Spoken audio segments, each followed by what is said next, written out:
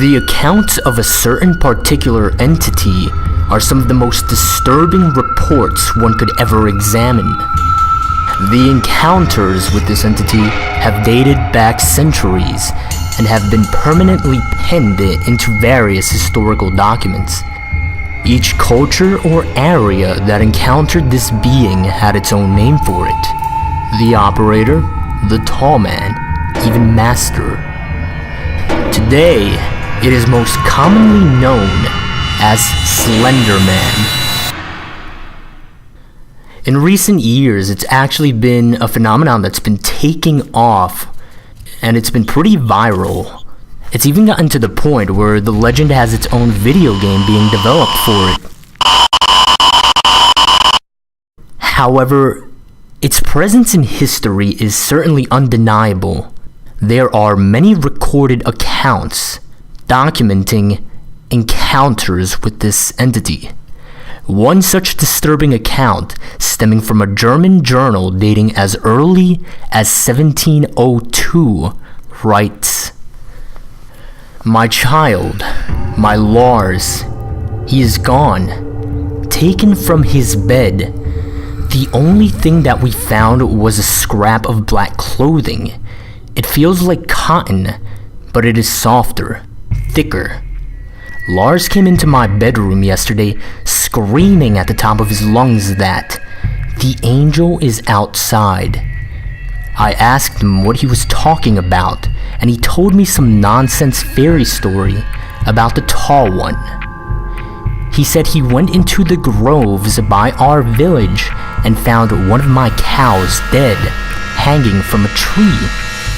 I thought nothing of it at first, but now he is gone. We must find Lars, and my family must leave before we are killed. I am sorry, my son. I should have listened.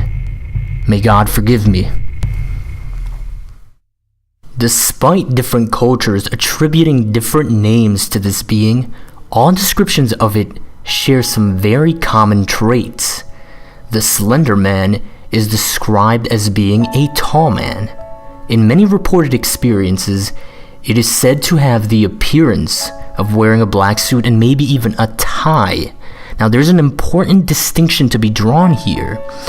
If this being indeed wears a suit, it can be concluded that it has an awareness and some sort of intelligence.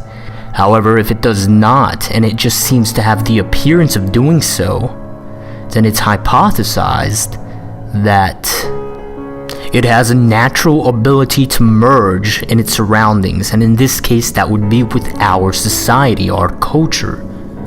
It may be why this entity has even been evasive for so many centuries, despite an ever-evolving and ever-changing culture. It is also reported as having no eyes, no mouth, no hair, and no distinguishable facial features. Different reports describe it as ranging anywhere between 6 to 15 feet in height. Its behaviors vary from report to report. It has reportedly stalked victims, in some cases for years. Psychological torture is a common tool this being employs, though any definite particular reason as to why it does what it does is anyone's best guess. The only general certainty that can be drawn from this entity's behavior is that it is malevolent. Now, there was actually an interesting list compiled which described potential traits of the Slender Man. This list was compiled after there were a number of burning buildings with unknown causes that had several deaths and a few surviving witnesses. Now, these traits are listed in a sort of chronological order, and this is what that list says. Slenderman will find interest in a victim for reasons unknown. It would then contact the victim, and if it is a child, it'll present itself as friendly. The adults he stalks have a common trait. They have all been through a terrible tragedy in their life, even if the tragedy was made by Slenderman directly. If the victim is an adult, it would stalk the victim for long amounts of time, causing what is known as slender sickness. Now, slender sickness causes massive paranoia, nosebleeds, nightmares, hallucinations appearing only to the sick person, and many other dangerous symptoms. Eventually, and this is where it gets disturbing, eventually it would abduct the victim into whatever nearby forest there may be, where they would be killed. In messy cases, it may remove evidence of its existence by causing fire of their home, place of work, or school. Now here's one of the more recent findings about Slenderman, and this can get pretty disturbing. Slenderman uses, or is at least thought to use, what are called proxies. Now these proxies, they are people that behave in really strange ways. Oftentimes it is described as if they behave in ways that make them appear as if they are possessed. It is a kind of psychosis. However, it is unknown whether this psychosis is simply them speaking for themselves, or if it is actually Slenderman pulling the strings. In its most generalized form, you can consider these proxies insane individuals that are apparently under its control or influence. Now, this is because these proxies tend to act based on what this entity might want or need, sort of like servants. Now, the idea is that these people do all the physical interaction for it. Quite significantly here is the idea that they might even destroy or even leave evidence for it. They may even serve as sort of a communication medium, which is really disturbing considering the potential forms of media that they can communicate through. Because this includes creating any sort of electronic media to communicate with whomever they might feel the need to. So it might be possible that there are videos or files out there with communication from it. This idea, it kind of brings you as close as possible to this, as directly as possible as you can get. One final point, you cannot choose to be a proxy. There are reports or accounts in which people have tried where they've wanted to, but it doesn't work that way. In short, it chooses you, you do not choose it. And that, I think, is probably one of the scariest aspects of this entire thing. Apparently there are organizations tracking it, however not much is known about this as one would suspect. In fact, it's even to the point where one of the organizations is literally just called the organization. It's been given aliases such as Optic Nerve, the Unknown Organization, the Bureau, and even the Anti-S-Walker Unit. But all in all, it's just an unnamed organization. One report states that there was an interview with a detective. This detective did not state where he worked from, he only stated that they were based in Washington in the United States. Based on these reports, it is known that the organization pretty much knows about as much as we do when it comes to the Slenderman. However, some extra information includes that they refer to Slenderman as a serial killer whenever they are talking to civilians. They have been researching this entity for many years.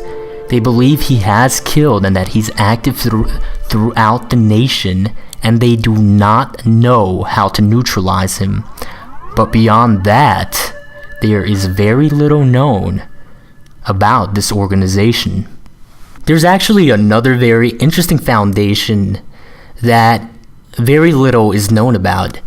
The foundation itself is called SCP.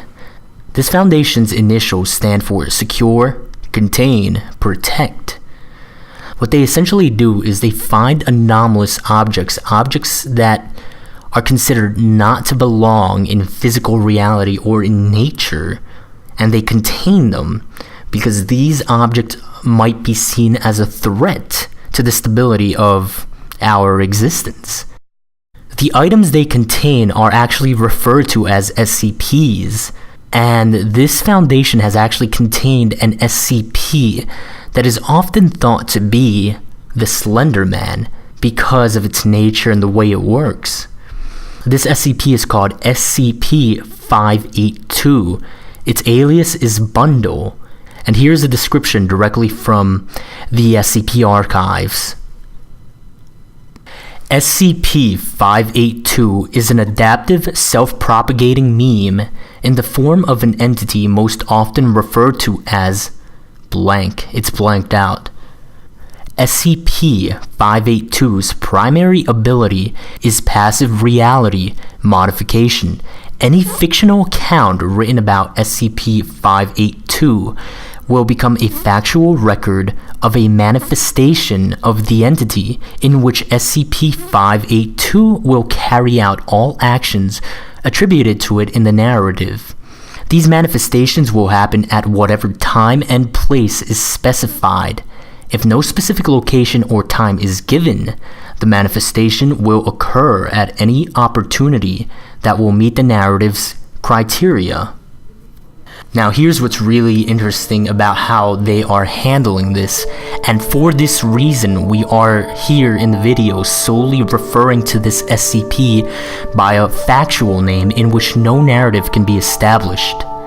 This is how they're handling it. It says, all major internet search engines are to be monitored for any references to SCP-582 under any of its known names. Copies of all media relating to SCP-582 are to be stored in Secure Archive 582. The original sources of these materials and all records regarding the individuals responsible for the creation of such are to be expunged as outlined in Document 582-RP. Now here are the specifics of how this relates to Slenderman. This SCP has been noted to share some abilities as Slenderman. For example, it appears or disappears at any place or at any time. But according to the SCP Foundation, Slenderman does not exist.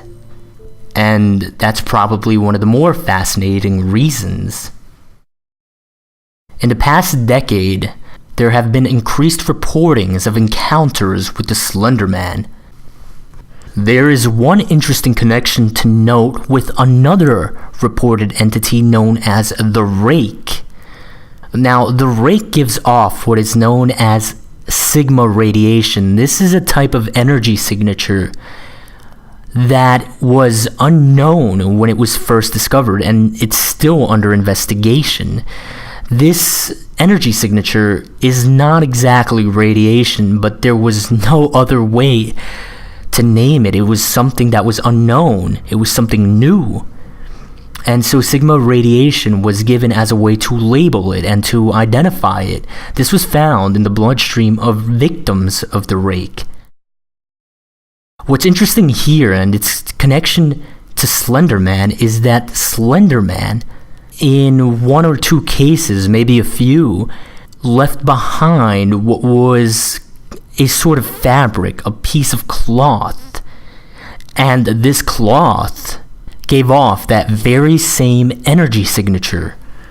Now, more information will be compiled for a future summary video of what the Rake is. But because of all of this, it is thought that there is some relation between the Slenderman and the Rake. There have even been mentions of a modern cult who worships the Slenderman, who see him as some sort of holy being and that his actions are a blessing. The Slenderman is certainly one of the most notorious entities in existence. Quite possibly the most disturbing aspect of investigating the Slenderman is the inexact nature of its origin.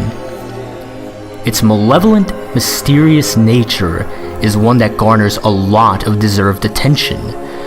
This is what we know so far. There is still much to learn. New information is acquired and new hypotheses posed as further investigation is done. However, the costs of the little we find out are great, for there have been a startling number of victims and disappearances in recent times. Yet all information is valuable, for if we do not know or understand how this entity operates, its motives, its purpose, how could we ever hope to escape it should we be misfortunate enough to encounter the Slenderman for ourselves?